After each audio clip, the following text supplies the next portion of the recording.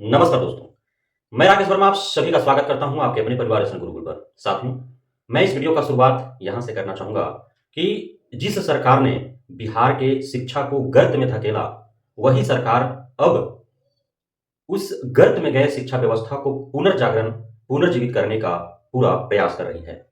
साथियों, आप सभी को ज्ञात होगा कि जब बिहार में नीतीश कुमार मुख्यमंत्री नहीं बने थे, उससे पूर्व यहाँ की शिक्षा व्यवस्था भले ही लच्चर थी, लेकिन लच्चर में भी वह अपर थी। कैसे? इस प्रकार की जो अभी नीतीश कुमार या शिक्षा विभाग एससीएस के पाठक जिसे अभी शिक्षा में सुधार कह रहे हैं, उस प्रक्रिया को पहले ही इंप्लीमेंट कर दिया गया था। लेकिन माननीय मुख्यमंत्री नीतीश कुमार आते ही इन सारे चीजों को खत्म कर दिए थे, समाप्त कर दिए थे, जिसका खमियाजा आज यह भुगतने को मिल रहा है कि 9वीं कक्षा में बच्चा जाने के बाद भी वह शुद्ध से हिंदी नहीं पढ़ पा रहा है, 20 तक टेबल नहीं याद है और वह जोड़ घटाव गुणा भाग नहीं कर पा रहा है। परिणामतः 10वीं के बोर्ड में वह फेल करके घर बैठ जा रहा है, आगे की पढ़ाई नहीं जारी कर पा रहा है।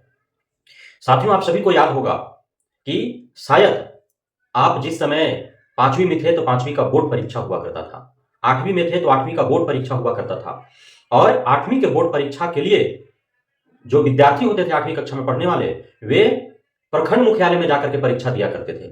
आपको यह अच्छे से याद होना चाहिए। लेकिन यह सब आरजेडी लालू राबड़ी की सरकार में हुआ करता था।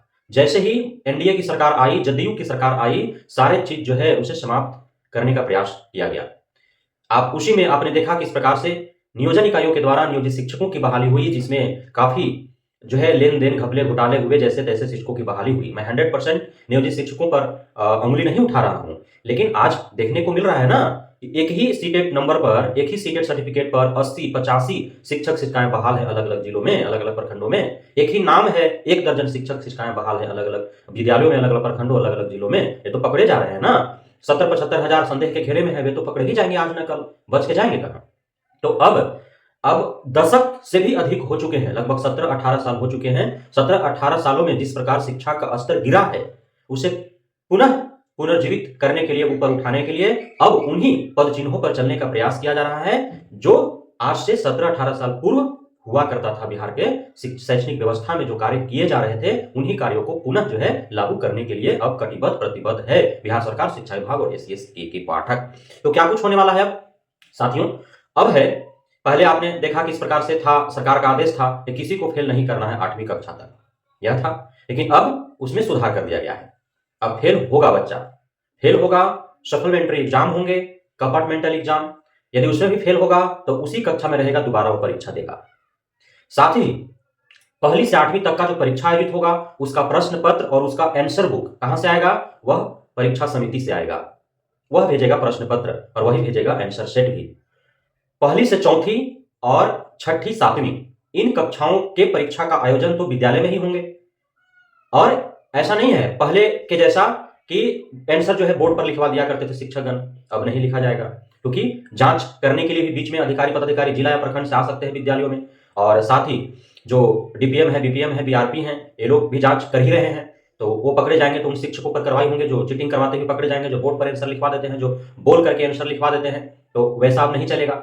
साथ ही परीक्षा के बाद जो है उसका कॉपी जो है जांच नहीं होता था, उत्तर पत्र जो होता था वो जांच नहीं होते थे, ऐसे ही मार्क्स जो है वो दे दिया जाता था, औसत मार्क्स सबको, क्योंकि सभी शिक्षक को पता है उस कक्षा में कौन तेज है, कौन निम्न है, कौन उच्च है, कौन मध्यम है। तो उस स्तर को देखते हुए रोल नंबर 1, 2, 5, 7, 11, 13, 18, 20 कर दिया जाता था। इस प्रकार से करते थे और बच्चों को भी एहसास था कि हाँ वो हमसे पढ़ने में तेज है, तो उसका रोल नंबर 1 हो गया, 3 हो गया, हमारा 13 हो गया, 11 हो गया। तो इस प्रकार से होता था। लेकिन अब तो ऐसा चलेगा नहीं, क्योंकि अब कक्षा प्रथम से 8वीं तक के जो परीक्षा आयोजित होंगे, उनके सारे उत्तर पंजी जो है वो जांच किए जाएंगे और उसी के अनुरूप उनका मार्क्स और रोल नंबर होगा। 5वीं और 8वीं का जो परीक्षा होगा वो दूसरे विद्यालय में होंगे। साथ ही उनका उत्तर पंजी जो है 5वीं और 8वीं कक्षा का, वो भी जिस विद्यालय का बच्चा होगा उस विद्यालय के शिक्षक उसका उत्तर पंजी जांच नहीं करेंगे, बल्कि दूसरे विद्यालय के शिक्षक उत्तर पंजी जांच करेंगे।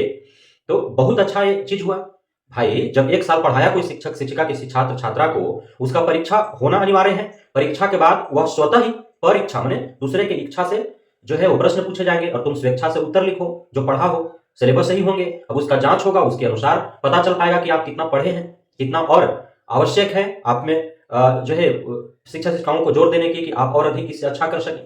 तो ये बहुत अच्छा है, लेकिन ये और पहले हो जाना चाहिए था। ऐसा नहीं है कि माननीय नीतीश कुमार ने शैक्षणिक क्षेत्रों में विकास नहीं किया है।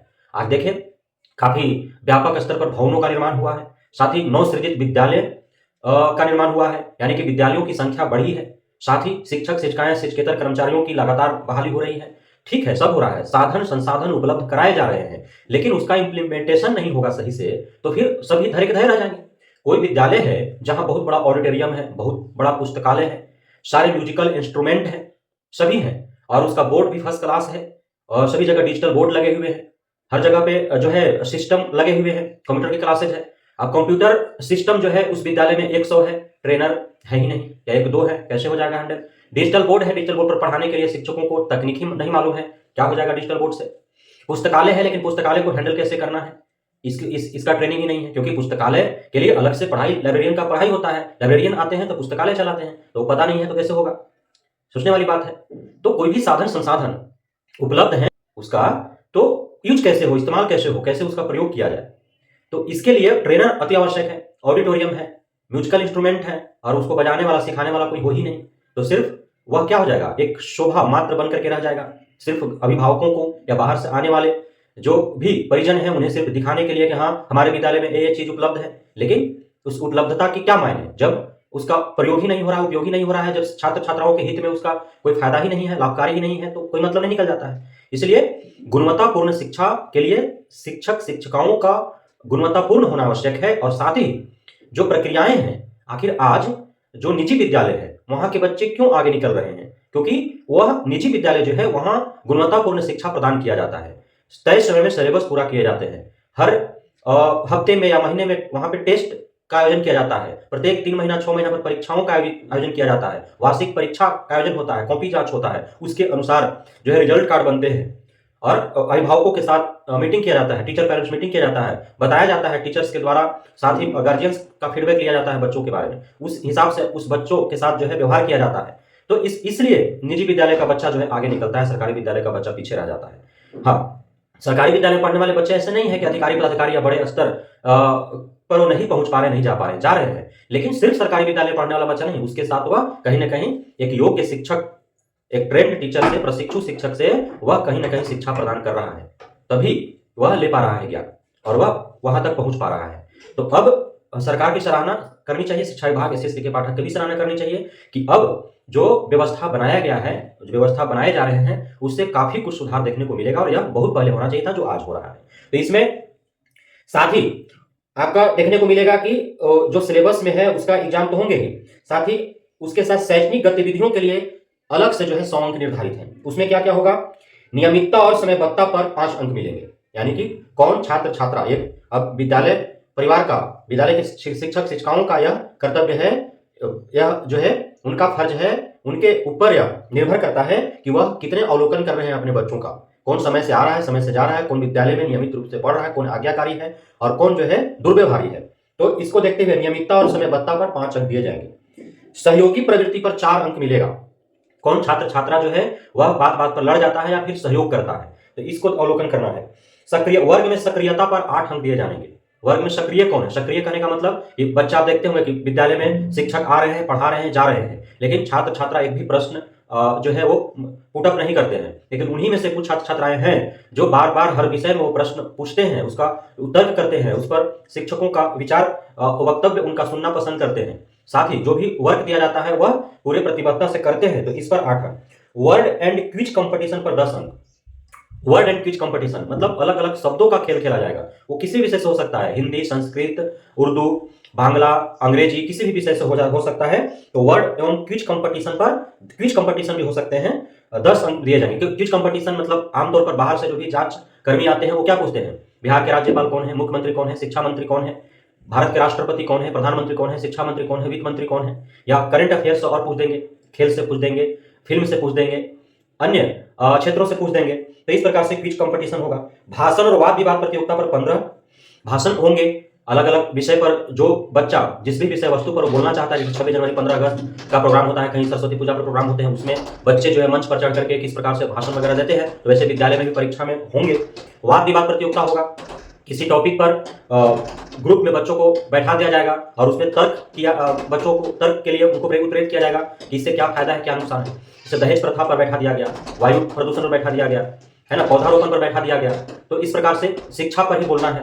तो वाद विवाद या किसी भी, अब कोई चप्पल है, जूता है, पेन है, पेंसिल है, कॉपी है, किताब है, इन सभी चीजों पर तर्क वितर्क हो सकता है, वाद विवाद हो सकता है। ड्रेस क्यों आवश्यक है, ड्रेस कोड क्यों आवश्यक है, इस पर भी तर्क वितर्क हो सकता है ना। परीक्षा क्यों आयोजित किए जाने चाहिए, इस पर भी तर्क वितर्क हो सकता है कि नहीं। तो इस प्रकार जो है पुस्तकालय क्यों होना चाहिए, ऑडिटोरियम क्यों होना चाहिए, आज के डेट में डिजिटल बोर्ड की क्यों आवश्यकता है, ब्लैक बोर्ड क्यों उसका महत्व घटते जा रहा है। तो बहुत है जिस पर जो है वाद विवाद हो सकता है। 15 अंक दिए जाएंगे। चित्रांकन प्रतियोगिता पर 8 अंक मिलेंगे।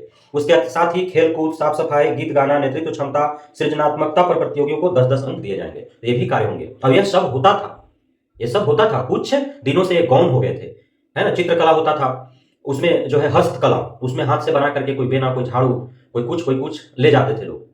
उसके बाद जो है पाक शास्त्र होता था। पाक शास्त्र मतलब बच्चे जो है वो विद्यालय में खाना खुद से बना करके खुद से शिक्षकों को परोसते थे, खिलाते थे। तो इस प्रकार के कार्यक्रम हुआ करते थे। लेकिन पिछले दशक से भी अधिक वर्षों से कह सकते हैं कि यह सब गौण हो गया था, जिसे पुनर्जीवित करने का प्रयास प्रारंभ किया गया है। काफी जो है यह सराहनीय कार्य है, होने चाहिए थे पूर्व में। खैर, देर आए दुरुस्त आए। अब से भी यदि इन सारे प्रक्रियाओं को उसी रूप में लागू करते हुए और बेहतर ढंग से करने का प्रयास किया जाएगा तो जरूर शिक्षा में सुधार होगा। बहुत बहुत धन्यवाद आप सभी साथियों का हमारे साथ जुड़े रहने के लिए, बढ़ने के लिए, मित्रता रहने के लिए, भरोसा बढ़ाने के लिए। जय हिंद।